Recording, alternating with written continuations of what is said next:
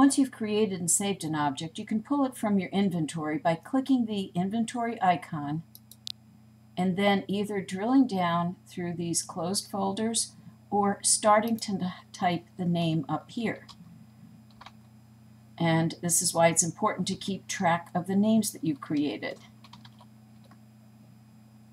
And I created a box pink object, and now once I've located what I want to pull from inventory, I click and drag it over the area and it gets pulled out. After making any adjustments I want, I can also hold down Ctrl on the keyboard and you get the rotation arrows, and I can move it around and click it so that it aligns directly with one of the directions on the island. A useful way to make more objects is to hold Shift on the keyboard, and when you have these arrows available, click and drag in the direction of either arrow, and you actually now can create multiple objects that are exactly the same. And as before, if I hold Shift and Control, I can bring up handles that allow me to quickly adjust the size. After relocating any objects to where you want them to be, and remember you can also change the color by clicking on the Textures feature and changing the color to something else. It can be useful when you're building to zoom in. I'm holding Alt on the keyboard, which brings up the magnifying glass. Now I can click and drag to zoom in. And you will need that to get the orientation around the objects you're creating. Just to illustrate, I've clicked and dragged out one object and then I've changed the color. I'm holding Shift on the keyboard and I'm clicking all of the objects. Once they have the yellow line around them, they are linked at this point, and I can click and drag them as a unit. They would fall apart, so to speak, the minute I clicked away.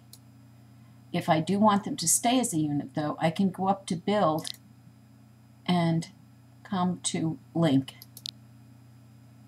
And now, even once I click away, when I click back on, I'll see that they move as a unit.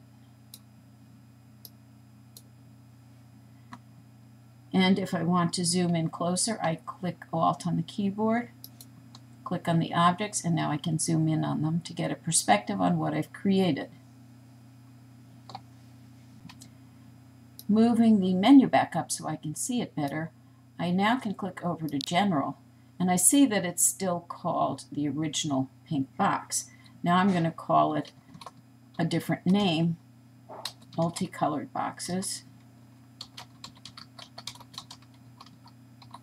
And then I can click away. Once I've linked and created an object that I think might be of interest to others, I can put it up for sale. And I go into the General tab, and then I click to be sure that For Sale is turned on. And over here I set a price for the object. And when I sell the object, I can also decide whether I'll let the next owner modify it, copy it, or transfer it to someone else. I can probably make more money if I allow people to learn and modify what I've created. And then you simply click away once you put your price in. I close the box, and now when I bring my cursor over the object, you'll see that the price and the name comes up.